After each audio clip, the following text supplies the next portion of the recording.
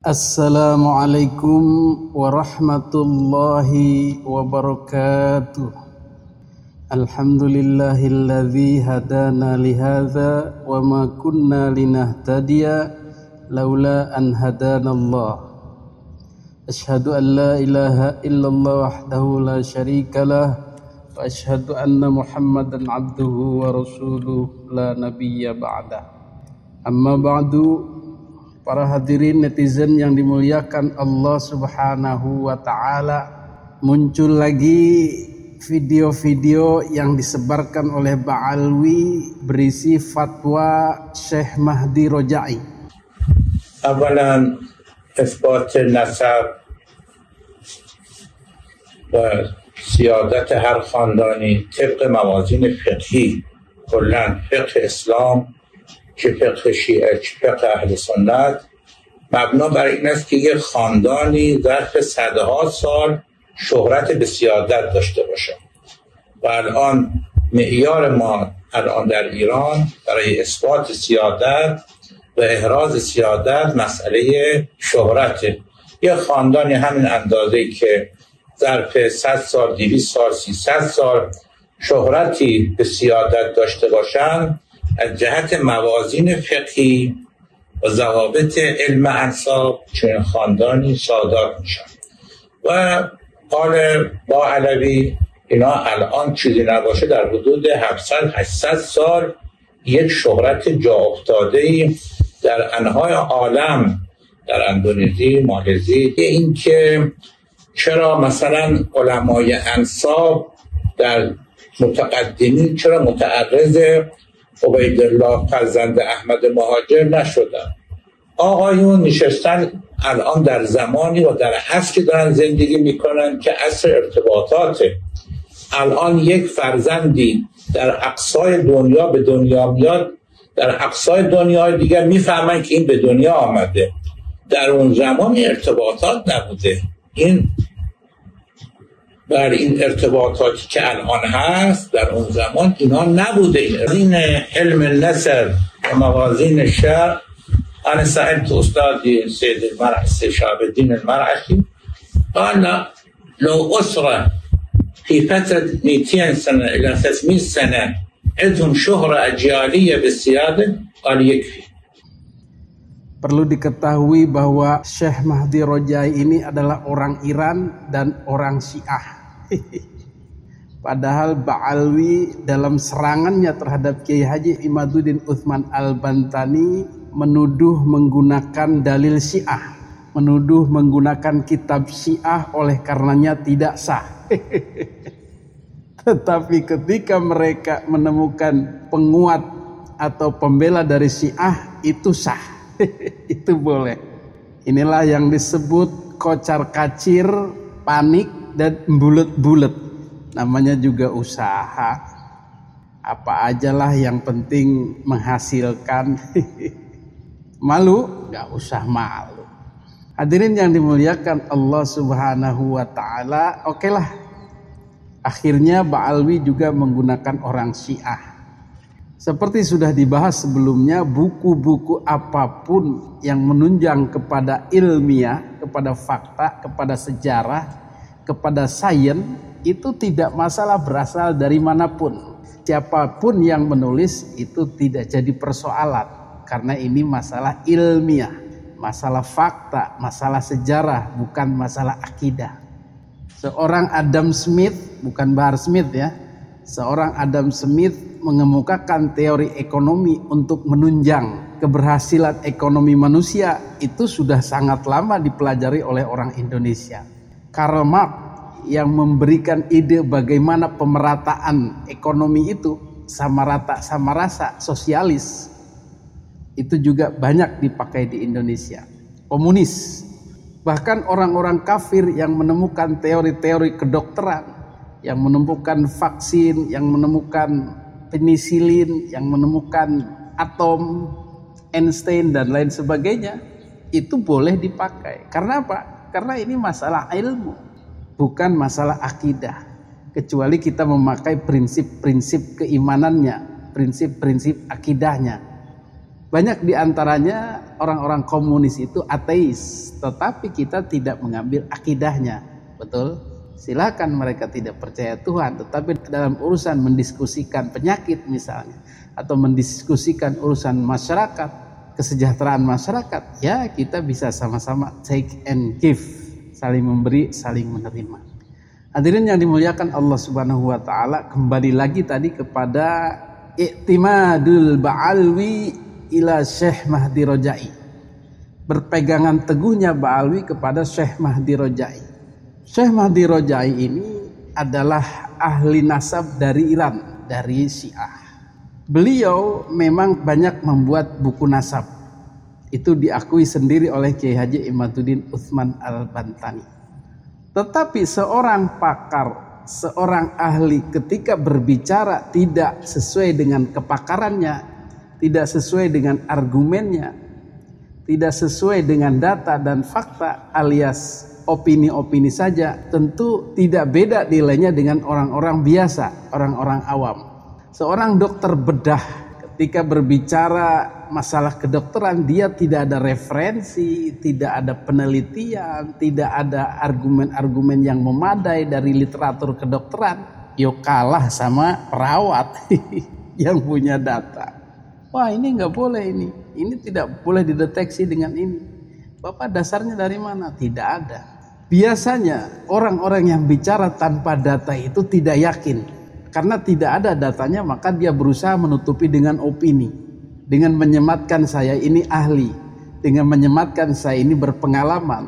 Tetapi tetap di lapangan yang diperiksa adalah kekuatan data, kekuatan argumen, kekuatan penelitiannya itu. Hadirin yang dimuliakan Allah Subhanahu wa taala, menanggapi Syekh Mahdi Rojai ini, Kiai Haji Imaduddin Utsman Al-Bantani sangat menyayangkan sikap dari Syekh Mahdi Rojai ini yang below expectation, di bawah ekspektasi. Jadi Kiai Haji Imaduddin itu berharap ya argumentasinya harus kuat dong. Kitab-kitabnya dibukakan, tukilan-tukilannya dibukakan, logika-logika pengambilan keputusannya dijelaskan. Tetapi Syekh Mahdi Rojai tidak. Bahkan di awal-awal Syekh Mahdi Rojai sudah mengatakan tidak ada kitab nasab sebelum abad 9 yang mencatat Ubaidillah sebagai anak Ahmad bin Isa. Itu sebagai apologinya. Belum udah menyerah. Ya, kalau tidak ada ya saya akan jawab dengan opini.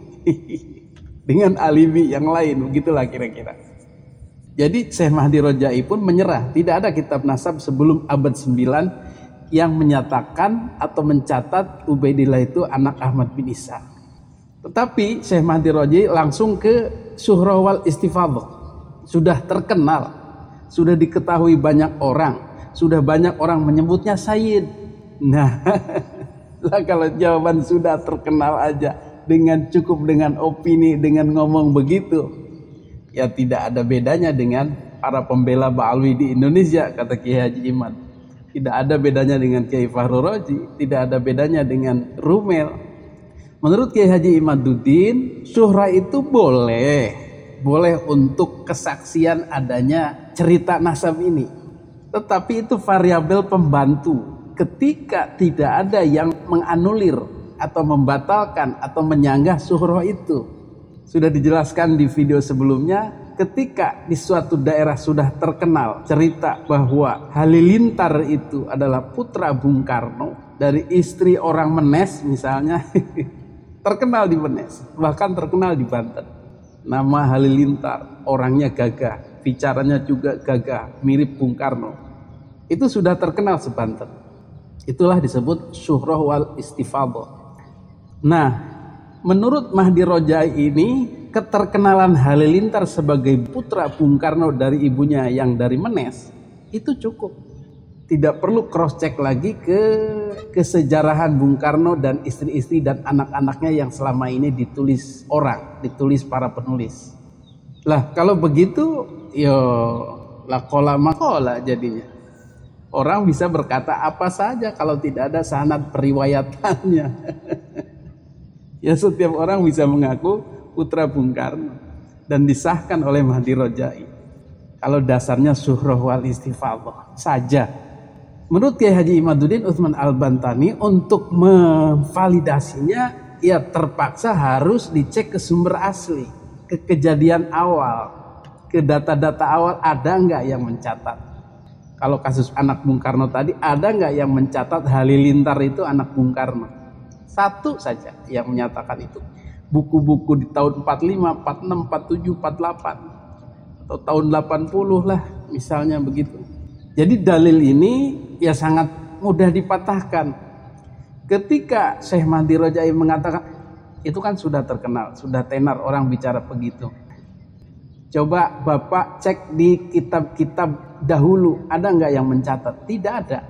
Orang hanya mencatat 3 saja. Berarti Ubaid itu memang tidak ada, karena tidak tercantum dalam catatan sejarah. Masa jika ada 4 orang anak ini yang satunya dicoret atau satunya dibuang ke tempat yang jauh tidak diketahui orang, ya tidak mungkin. Ibnu Hajar Al-Asqalani dalam kitab Al-Jawab Al-Jalil mengatakan, inna nasaba mimma yuthbatu bil istifadhah illa an yuthbata ma yukhalifu. Sesungguhnya nasab sebagian masalah yang bisa ditetapkan dengan istifadhah syuhra, kecuali ada dalil yang menentangnya. Ini kitab Ibnu Hajar Al-Asqalani dalam kitab Al-Jalil. Hadirin yang dimuliakan Allah Subhanahu wa taala, opini dari Syekh Mahdi Rojai yang mengatakan kok tidak dicatat? Yo kan dulu beda dengan sekarang. Dulu itu belum ada teknologi, belum bisa mencatat orang secara cepat. Kalau sekarang kan ada teknologi. Kelahiran bisa dicatat jumlahnya berapa, jam berapa, tanggal berapa. Kalau dulu ndak bisa. Ini argumen orang biasa, ini argumen orang kebingungan karena tidak ada data. Jawab dari Kiai Haji Imaduddin Utsman Al-Bantani, ya ndak bisa begitu. Pencatatan itu zaman dulu pun sudah ada. Bahkan detail dalam buku sejarah. Kita tahu sendiri bahwa menyusun buku itu tidak 1-2 hari, tetapi butuh riset, butuh penelitian, butuh wawancara, butuh data, butuh informasi-informasi yang akurat yang dikumpulkan tidak dalam 1 hari 2 hari. Jadi ketika anak seseorang itu berjumlah berapa, maka akan diriset dulu. Yang tinggalnya di tempat A berapa, yang tinggalnya di daerah B berapa, yang tinggalnya di daerah C berapa, yang meninggal berapa. Tidak mungkin satu keluarga dalam tanda kutip melenyapkan satu anak hilang dari sejarah. Tega amat itu orang tua. Anak bapak berapa? 4. Kok ini dicatat cuma 3? Yang 1 saya buang, tidak ada yang tahu. Sepertinya begitu. Jadi misalnya Ubaid itu tidak dicatat, menurut Mahdi Rojai memang tidak diinformasikan. Tidak ada dalam kesejarahan, tidak ada dalam keluarga besar, mungkin dibuang. Atau jauh tempatnya tidak diketahui orang. Itu juga ngawur. Ya jelas saja kita kembali kepada catatan sejarah. Ya ada 3 ya 3. Anak Ahmad bin Isa 3 ya 3. Jangan dipaksakan ada 4. Dengan alasan dibuang, tidak diketahui, tempatnya jauh mengembara, tidak ada informasi ke keluarga. Maksa itu namanya. Jadi Syekh Mahdi Rojai ini datanya cuman katanya, kata gurunya begitu. Ada satu lagi namanya Ubaid atau Abdullah. Ubaid pun adalah hasil perkiraan saja, karena tidak ada Ubaidillah itu. Adanya Abdullah. Abdullah ini juga dicangkokkan, dimirip-miripkan. Oh berarti Abdullah itu Ubaidillah karena ditasghir, namanya dikecilkan. Aslinya Ubaidillah pun tidak ada dalam catatan-catatan dimanapun. Semua mengatakan Abdullah, tetapi bolehlah disambung-sambungkan menjadi Ubaidillah. Namanya juga usaha. Jadi Kiai Haji Imaduddin memegang data, memegang catatan, memegang buku sejarah. Syekh Mahdi Rojai tidak memegang apa-apa kecuali opini dan katanya-katanya. Jadi data, buku sejarah, fakta, catatan itu dipegang oleh Kiai Haji Imaduddin. Kitab Tuhfatuz Zaman karya Husain Al-Ahdal. Ada silsilah Bani Ahdal.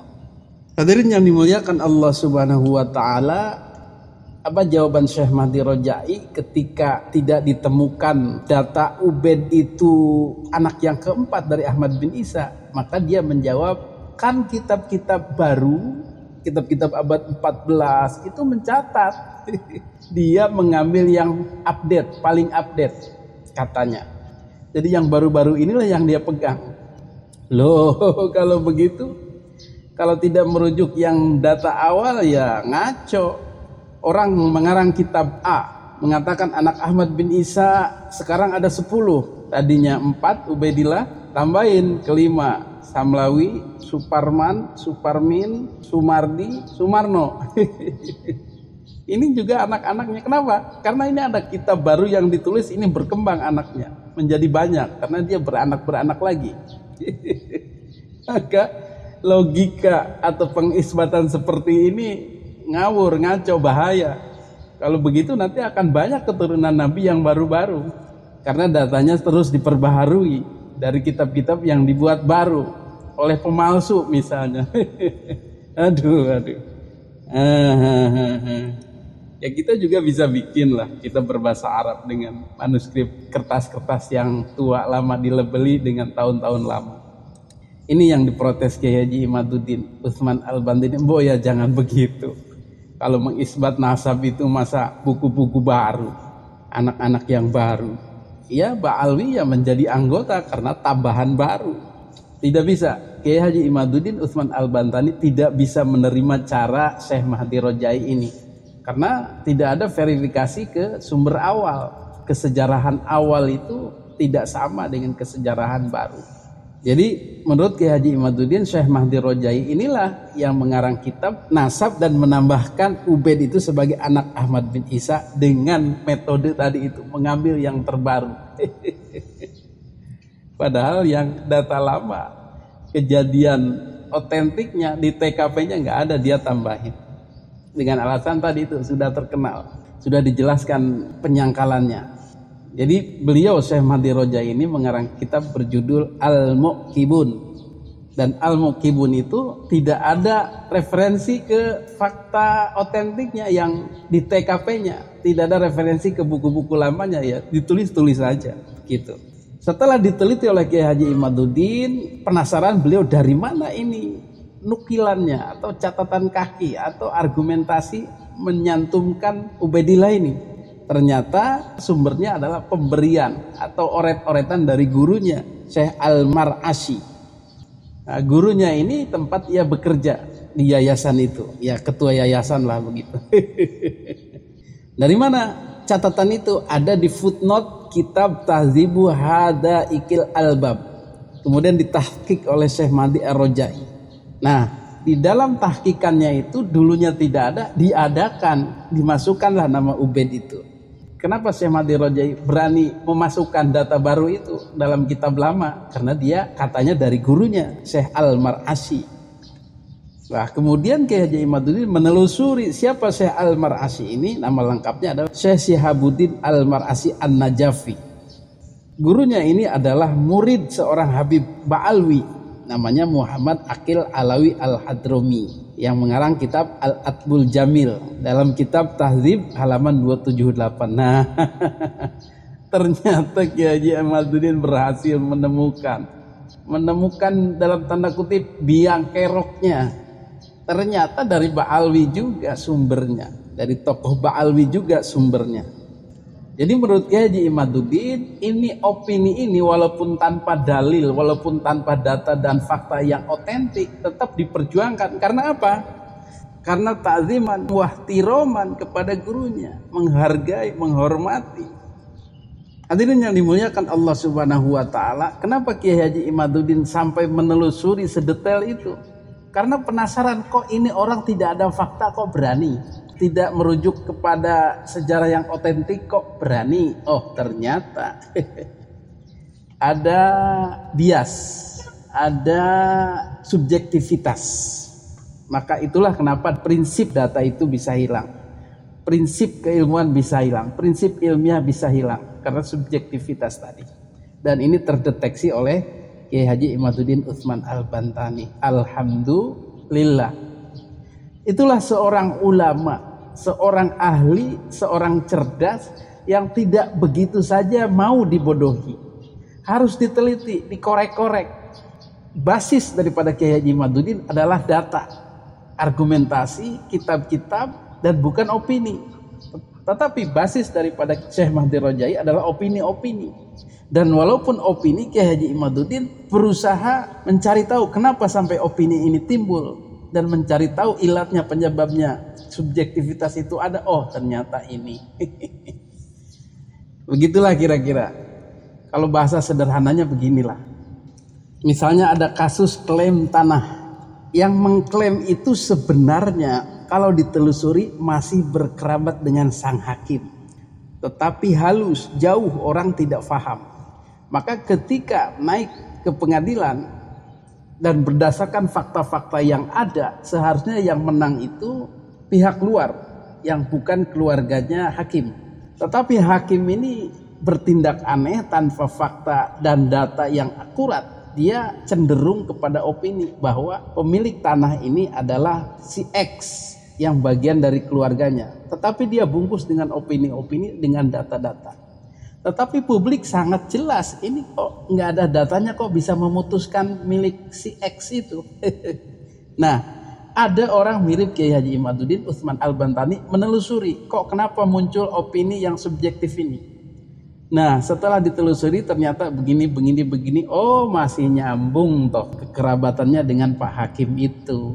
Gitulah kira-kira.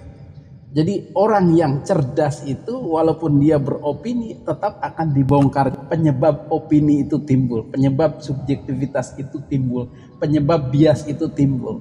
Itulah orang cerdas yang bisa membongkar ini semua. Namanya dalam tanda kutip permainan itu pasti kebongkar.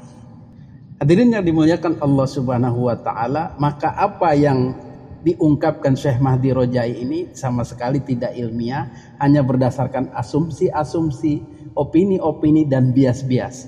Dan setelah ditelusuri oleh Kiai Haji Imaduddin, penyebabnya adalah karena ada keterkaitan dengan Ba'alwi juga. Kenapa tidak ilmiah? Kenapa ada opini? Kenapa bias? Itulah penyebabnya. Jadi menurut Kiai Haji Imaduddin, ya ini mah sama aja dengan Kiai Haji Fahru Rozi, dengan Gus Rumel, dengan Kiai Haji Miftahul Akhyar, yang semua beropini, semua bias, semua tidak serius, tidak berdasarkan adu argumen yang ketat itu, yang sama-sama bisa meyakinkan itu tidak. Semua beropini, semua marah, semua bias, semua pada akhirnya ya mencak-mencak juga, marah-marah juga, nuduh-nuduh juga akhirnya. Itulah ciri orang kehabisan data atau ciri orang yang sebel atau mangkel karena tidak berhasil membuktikan dengan data dan fakta. Maka mereka menutupinya dengan kemarahan, dengan asumsi, dengan tuduhan-tuduhan. Itulah kita bisa belajar karakter orang. Jadi kalau karakternya sudah menuduh-nuduh, karakternya sudah marah-marah, karakternya sudah menghina-hina, dan tidak mau menyentuh data dan fakta yang ada, yaitu gejala bahwa orang itu sedang menutupi kelemahan argumennya dengan kekuatan opininya, dengan kekuatan psikologisnya. Mudah-mudahan kita dihindarkan dari orang-orang seperti itu. Hadanallahu wa iyyakum ajmain. Assalamualaikum warahmatullahi wabarakatuh.